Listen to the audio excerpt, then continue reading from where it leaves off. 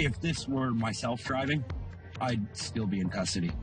There would be attempted murder. Tonight, participants in a residential school march scramble to avoid a hit-and-run driver. We haven't had a salary raise for the last 2 years. Cree teachers in northern Quebec take job action over unequal treatment. I don't feel it's fair taking up space in a category that was created for traditional Indigenous music. And Juno Award winner Crystal Shawanda sings the blues.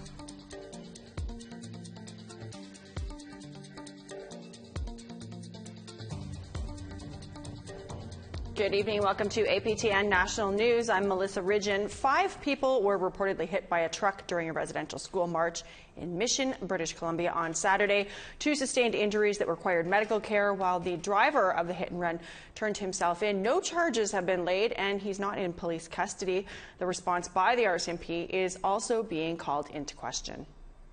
Christopher Robertson with the Crazy Indians Brotherhood, who organized the march, says a number of vehicles were unhappy to be delayed. We had some people risk everyone's lives zooming past us in the oncoming traffic. They were none too happy what we were doing. Then, he said, one of the marchers at the back, wearing a yellow safety vest with a slow sign, was run over. See, that truck did something over there. He's on film. In all, 5 people were reportedly hit. The most serious was the man protecting the back of the march, who suffered a concussion, scrapes, and soft tissue injuries. Robertson thinks the police response would have been different if an Indigenous driver ran into a crowd of non-Indigenous people. If this were myself driving, I'd still be in custody. There would be attempted murder, aggravated assault, assault with a deadly weapon, misuse of a motor vehicle, attempted murder with a motor vehicle. The list would have just piled and piled. The latest RCMP news release says that the 77-year-old driver turned himself in and he was released without charges. His truck, however, has been seized for examination, and Mission RCMP are asking for witnesses to come forward. Well, Sagkeeng First Nation started looking into unmarked graves a year ago, and last week the community came together to discuss what they have found so far. Sagkeeng is about an hour north of Winnipeg. Community leaders used ground-penetrating radar in 2 places, including the sites of a former residential Catholic school which operated on the reserve between 1905 and 1970. Chief Derek Henderson says the radar turned up 190 possible unmarked graves. The next step is finding out exactly what they are. And again, these are the disturbances in the soil, that could fit the criteria of potentially unmarked burial sites. We don't know yet what's there, but that's something that we've been working on now for the last year. 22-year-old Prince Albert man is dead after a shooting involving RCMP on Cumberland House First Nation in northern Saskatchewan. It unfolded when police were tipped off last Thursday that a man wanted on a warrant for assaulting an officer was in the community. Officers surrounded a home after they spotted a man with a firearm. 4 suspects surrendered, but not before one of them exchanged shots with RCMP. The last person to surrender advised officers that a man was injured inside the home. That man was taken to hospital where he was declared dead. RCMP are not releasing the man's name at this point. The Moose Jaw Police Service was going to be conducting an independent investigation of this incident. Stay inside your home. Starting next year, British Columbia will be the first province to decriminalize the possession of hard drugs. They worked with the federal government to set a limit of 2.5 grams for personal use for drugs like heroin, cocaine, and fentanyl. APTN's Tina House joins us from Vancouver with reaction from the front lines of the opioid epidemic. We're here on Vancouver's downtown east side, which is literally ground zero for the opioid crisis. Joining me today is the manager of the Overdose Prevention Society, Trey Helton. Trey, can you tell me about how you're feeling about the federal government decriminalizing drugs in BC? It's really exciting. It's a step in the right direction, and Vancouver has always been at the forefront of, pushing the envelope and treating drug users with respect and compassion. So I think it's really great that we have the label of the first spot in North America to decriminalize. Trey, what else can be done besides decriminalizing hard drugs? What else can be done to prevent so many overdoses that are happening?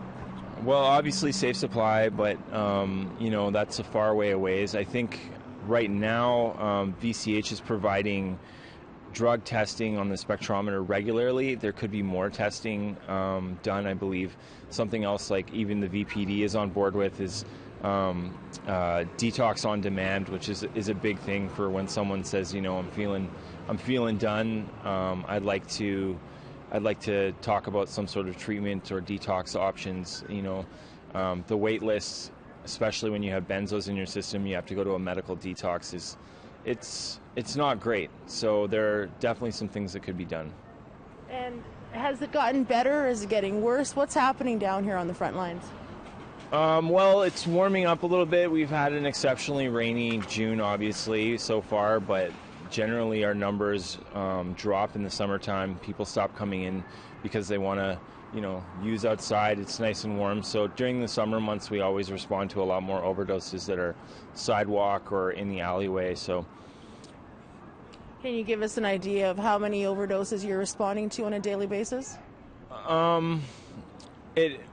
It depends on the supply chain and it depends on the week, right? If it's check week, we'll be doing like minimum 3 a day. In between check weeks, like this last one was a 5-week wait on the check, so people were exceptionally, you know, miserable and grumpy. And then check week happened and everyone's tolerance had lowered. You know, there was some pretty awful overdoses. I found a guy that was pretty much dead right across the street from Insight, and thankfully he's alive. He just gotten released from an institution, so his tolerance was lower, and that's one of the key things for people to know is when your tolerance is lower or you haven't been using for a while, please come in and use places like OPS or Insight. I mean, that's what we're there for. So, Trey, what do you want to say to the people that say this will not work, that basically this is giving them a go-ahead to go ahead and consume drugs in the public legally now? Well, I mean, like, using drugs shouldn't be a death sentence, and people shouldn't, you know, be sentenced to death over being stigmatized for using drugs. It's the same as going to a bar. Like, that's essentially what OPS is. It's like Cheers, but it's for drug users. Trey Helton, thank you so much for all your work down here, and thank you for joining us today. Yeah, no problem. Back to you in studio.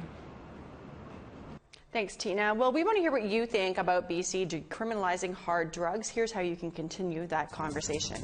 You can send us your emails to news@aptn.ca. You can leave a comment on aptnnews.ca. You can also find us on Facebook, Twitter, Instagram, YouTube, and TikTok. Follow APTN News to join the conversation and see all of our latest stories.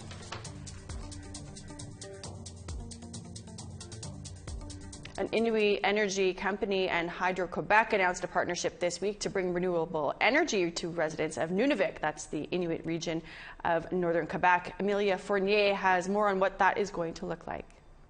Who better than the Inuit of Nunavut and the Inuit of the world to take on that lead? Because we have the most to lose, and we're losing the most. Nunavut is experiencing the most dramatic effects of climate change, but the region relies on diesel fuel as a power source.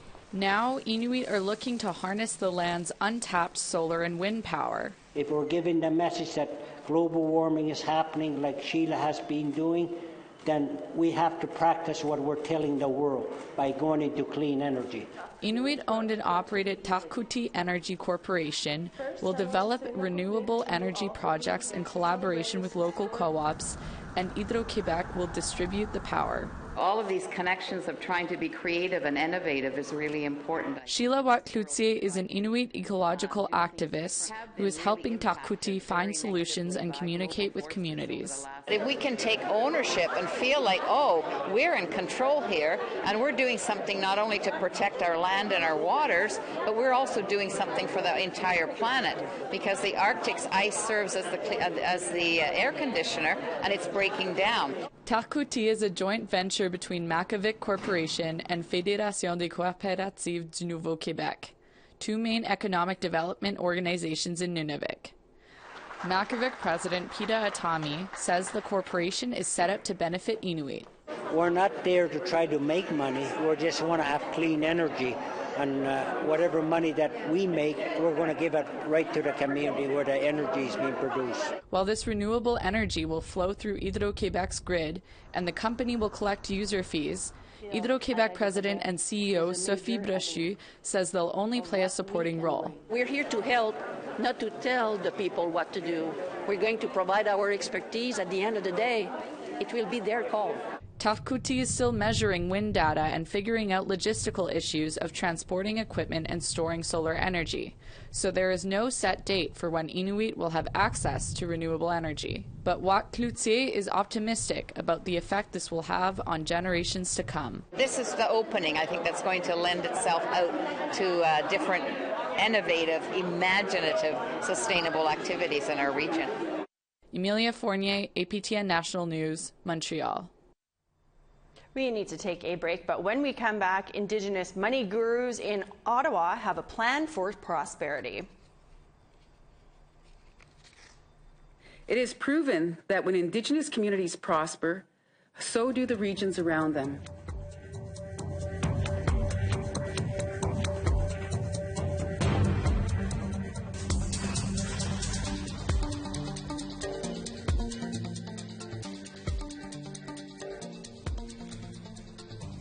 A group of Indigenous stakeholders have launched a national economic strategy. Their 114-page document was unveiled in Ottawa.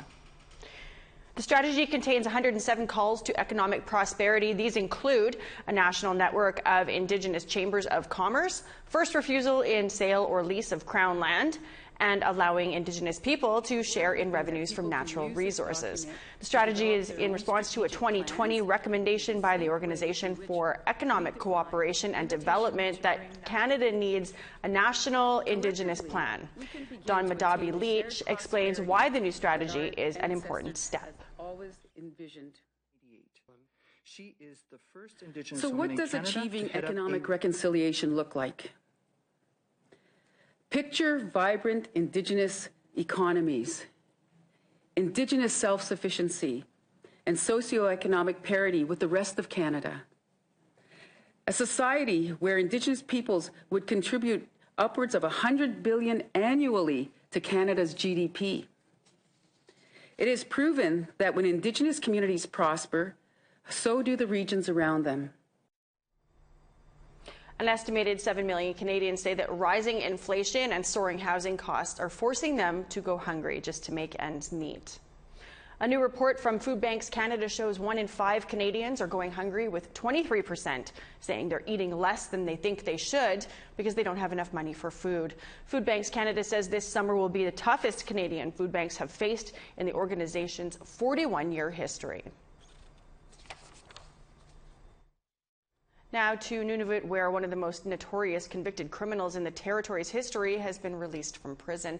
Our Kent Driscoll joins us from Iqaluit. Be warned, this report may be triggering for victims of sexual abuse. Kent, who got out of jail and why? Thanks. And we've learned that former Catholic priest Eric Dieger has been released from prison. According to a parole board document, it was a statutory release, which means he's completed 2/3 of his sentence and is eligible to complete the last third outside of prison, while still under supervision from probation officials. Dieger has to return to a halfway house every night. Other conditions include following a treatment plan, no volunteer or paid work around anyone 18 years of age or younger, and no contact with children or victims, and reporting any relationships to his probation officer. In 2015, after a long trial here in Iqaluit, Dieger was convicted of 24 counts of sexual abuse that happened between 1978 and 1982 in the Nunavut community of Iqaluit. The victims, all Inuit youth in that community that Dieger had access to in his role as a parish priest. Back in 1990, Dieger was also convicted of sex crimes against Inuit youth from his time in Baker Lake, Nunavut. He was released in 1992, and when these new accusations came to light in 1995, he fled to Belgium to stay with his religious order, the Missionary Oblates of Mary Immaculate. Now, he was deported back to Canada in 2011, met by the RCMP at the airport, and was sent to Nunavut, where he spent 4 years in pre-trial detention. That history of fleeing Canada came up in the parole board's decision. According to the documents, Dieger wanted to stay with members of the Oblate Order upon his release. The parole board said no, opting to place Dieger in a supervised halfway house. The Oblates did not immediately return our phone call asking if they are continuing to support Dieger. In total, Dieger has been convicted of sex crimes against 35 Inuit youth, most of whom were between the ages of 9 and 13 at the time of the crime. There's much more on this story on our website, aptnnews.ca, including a copy of that parole board decision. Back to you in Winnipeg. Thanks for that, Kent. Cree school board workers in northern Quebec have walked off the job late last week. This came after negotiations with the board came to a standstill. Staff say they want their same benefits as their southern counterparts. Here's Amelia Fournier once again with this story.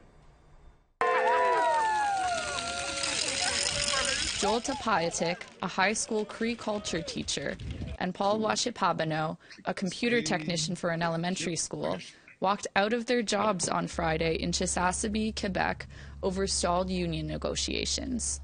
It's like a big gap from the local hired and the ones that are hired away from town.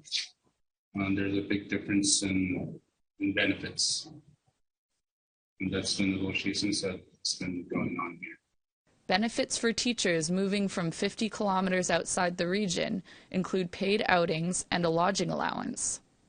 For instance, for parking, they shovel their pathways, but us that are locally, they're not shoveled. Something like that. Treated different then. The majority of the teachers in the Cree school board are not Cree, and Paul says locals should be encouraged to work in schools. I wish they would invest into their own people, into their own nation, because this would benefit a lot of local people, and that would be investing in the Cree nation. A school board in Nunavut, northern Quebec, recently granted local teachers and support staff the same benefits as the ones from the south after union negotiations. But Cree school board workers have been without a contract for 2 years as inflation worsens the high cost of living up north. We haven't had a salary raise for the last 2 years. We're very patient, we're very hardworking, but it's coming to the point where it's getting, I don't want to say ridiculous, but something's got to move. Centre des syndicats du Québec, the union representing the Cree school board workers, organized demonstrations Friday in solidarity with CSB workers in several locations across Quebec. Union President Éric Gingras said working with the Cree school board has been difficult. Les fonds sont là, l'argent est là. Maintenant, ça prend une volonté. Puis ça, la volonté, il semble qu'on oublie qu'une négo, c'est pour favoriser les deux parties. Pas juste une partie, pas juste la commission scolaire qui veut imposer sa façon de voir. Joel says the next strike will last days if an agreement isn't reached soon, and he'll miss his work if it does. I've always been saying this, that my job as a agriculture teacher is not a job for me. It's more like a hobby for me. That's what I think of. The Cree School Board declined an interview request from APTN. Amelia Fournier, APTN National News, Montreal. Well, it's time for one more quick break from us, but when we come back, Crystal Shawanda wants to be known for her music, not just being an Indigenous musician. Sometimes people try to force me into that Indigenous slot.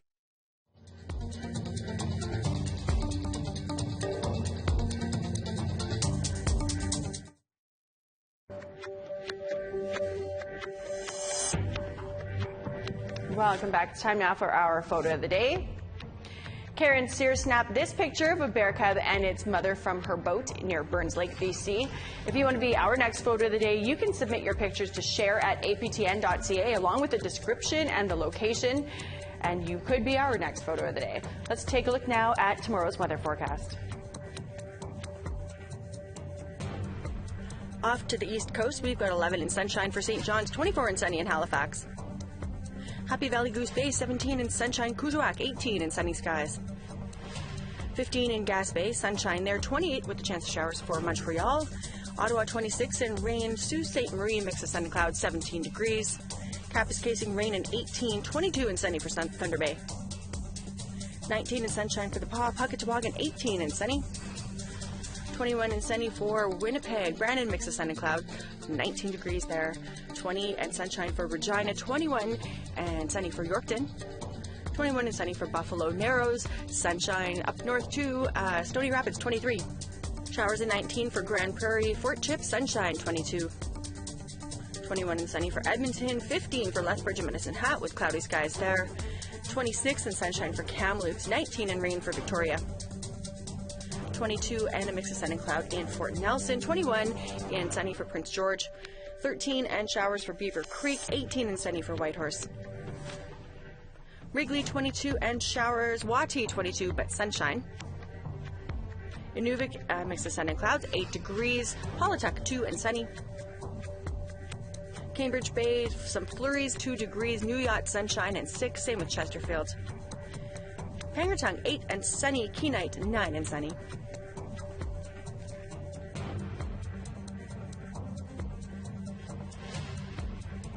Juno Award winner Crystal Shawanda is once again touring after the COVID outbreak.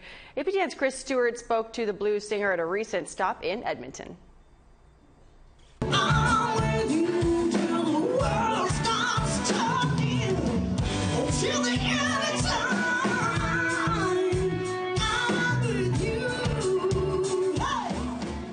Crystal Shawanda won the 2021 Juno for Best Blues Album. With her vocal range and energy, it's easy to see why. She packed the Blues on White in Edmonton. With an upcoming album in the fall, she says it's based on hope. Living in Nashville during COVID, her and her husband Dwayne took their daughter on night walks to avoid crowds. We go for a walk and we try to make it fun for our little girl, like, oh, let's look, look at the moon, look at the stars. And so one night when we were going for a walk, she said, Mom, let's go take a little walk with the moon. And me and my husband looked at each other, and so that's actually the title of one of the songs on the new album, is Take a Little Walk with the Moon.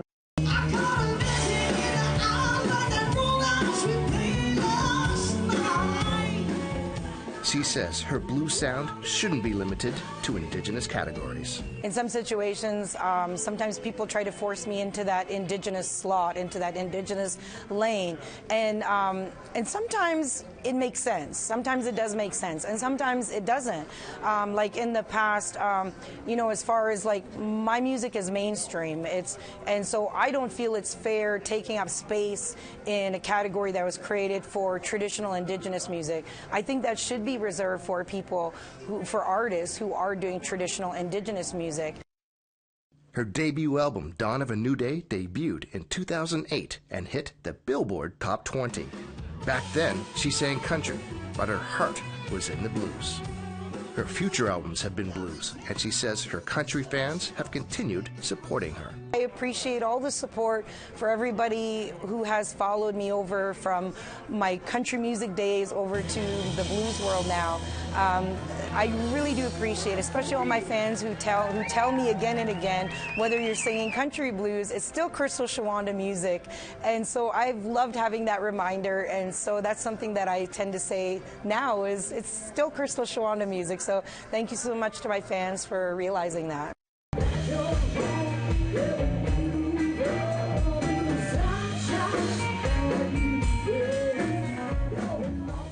Chris Stewart, APTN National News, Edmonton. We love that, girl. Well, that is all the time that we have for your news to kick off the week. I'm Melissa Ridgen. We're always thankful to have you join us. Have a great night. We'll be back here tomorrow.